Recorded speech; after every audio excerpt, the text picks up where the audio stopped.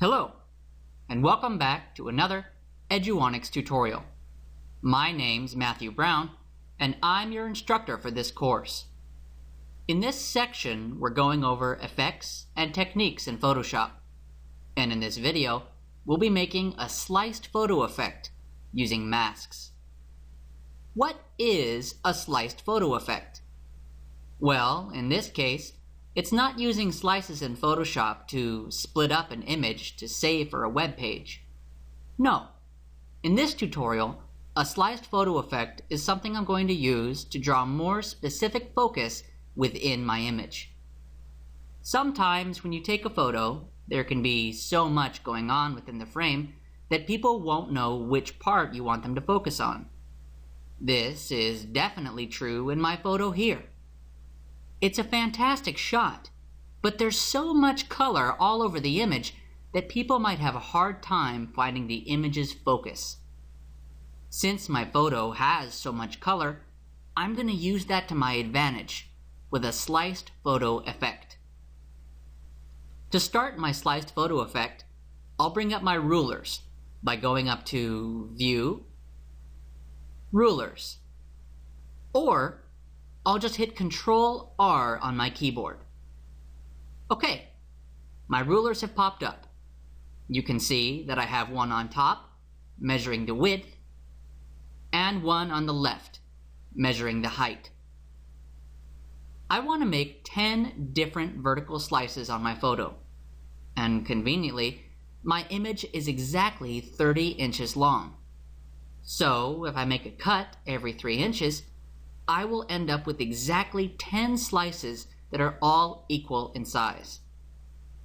To make sure these slices are perfect, I'm going to click in my ruler on the left and drag out to create a new guide. Now by default, this will want to snap to the edges of my document. That's fine for this first guide, but what happens when I want to pull out my second guide and lay it on the 3-inch mark? It's not snapping to anything. So how do I know that it's going to end up exactly on the 3-inch mark? If I press and hold the Shift key while I'm dragging my guide, it will now want to snap in increments that match my ruler. As I drag this guide, I can see that it's snapping to every 1/4 inch on my document. I'll go ahead and drop this at the 3-inch mark. Now I'll continue on to my third guide. I'll click in my ruler and drag away from it. Then I'll press and hold the Shift key and continue dragging my guide till I get to the 6-inch mark. Perfect.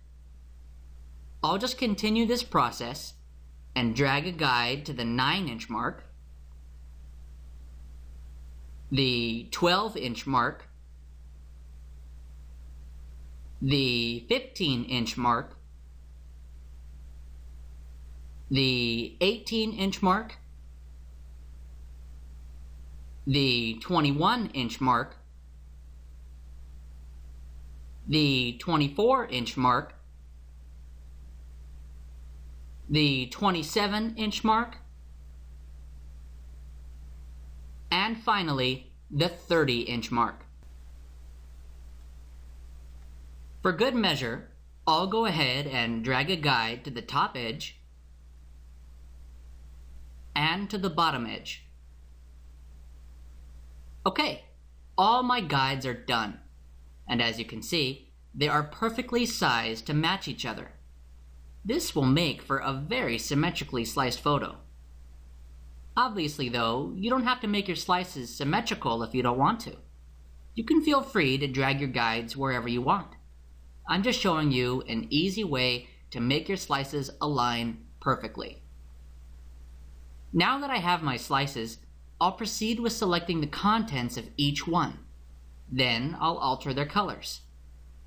I'm going to go to my Tools panel and click my rectangular marquee selection tool. Then I'll start making a selection in my first slice. You see how the selection tool wants to snap to my guides? This is exactly why I made them in the first place. The guides give me the ability to make selections in the slices of my photo with a high level of accuracy, down to the very pixel. Now that I have my first slice selected, I'll go down to the bottom of the Layers panel and click the New Adjustment Layer button. Then I'll go up and click Hue Saturation. What this has done is it's made a new Hue Saturation Adjustment layer. And since I had a selection on the canvas, it's automatically used that selection in its layer mask. If you look closely at the layer mask thumbnail, it's mostly black on the right, with a white sliver on the left. This is because Photoshop automatically uses your selection to define the contents of the new layer mask.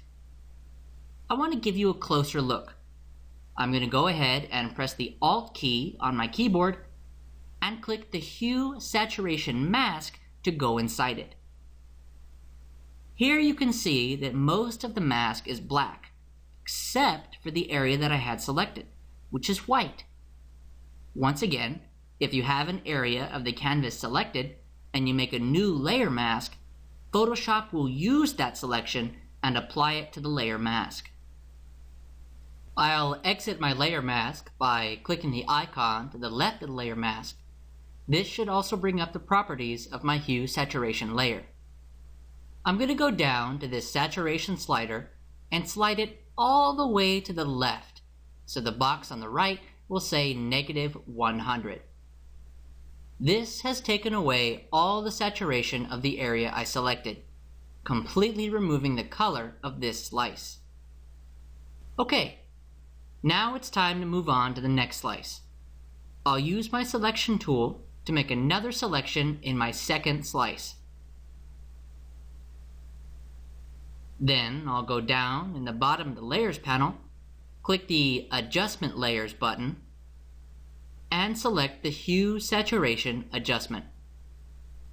This time I'll go to the Saturation slider and slide it down to -80.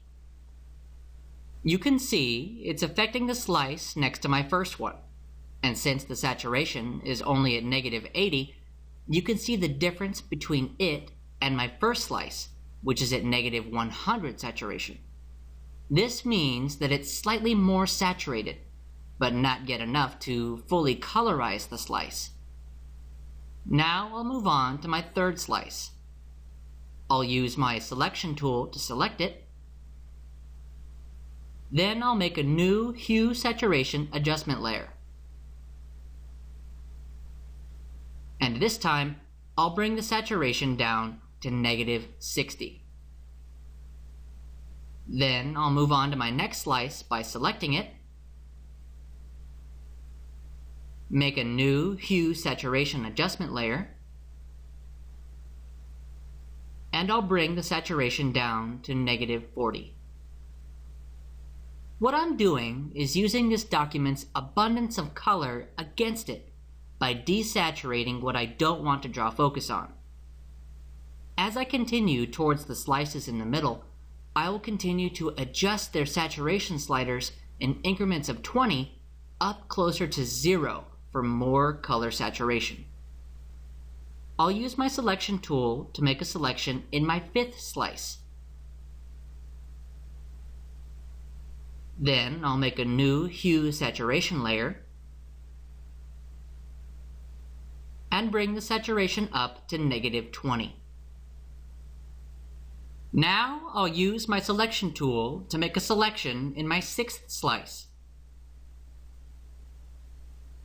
I'll make a new Hue Saturation layer, but this time I'll keep the saturation right at 0. This is the slice that will retain a normal level of saturation, which means that it will have the most color, and as a result, it will draw the most attention. Now that I've hit the peak, I will continue on with the rest of the slices, but in reverse. I'll use my selection tool to make a selection in my seventh slice. I'll make a new hue saturation layer and bring the saturation down to -20. Then, I'll use my selection tool to make a selection in my 8th slice. I'll make a new hue saturation layer and bring the saturation down to -40.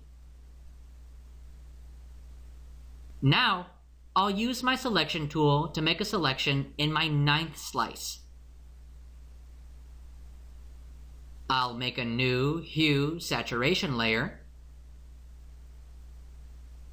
and bring the saturation down to -60. Finally, I'll use my selection tool to make a selection in my 10th and final slice. I'll make a new hue saturation layer and bring the saturation down to -80. Okay, I'm done making my slices.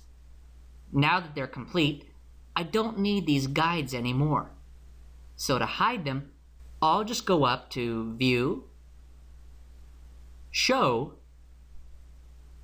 Guides. While I'm at it, I'll go ahead and hit Ctrl-R on my keyboard to hide my rulers. Now you can see just how effective the sliced photo effect can be. All the focus is being drawn to the middle of my image, because all the colors outside the middle have been desaturated. And using saturation in increments of 20 has made this cool slicing effect, almost like my image is showing color in different stages.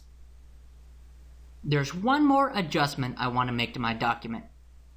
I'll go down to the bottom of the Layers panel, click the New Adjustment Layer button, but this time I'll make a new Brightness Contrast layer. Then I'll go up to my Contrast slider and bring it all the way up to 100. There we go. Now the image has focus in regards to color, and it also has a higher contrast to really make it pop. That will do it for slicing a photo with masking. I'll go over another effect and technique in the next video.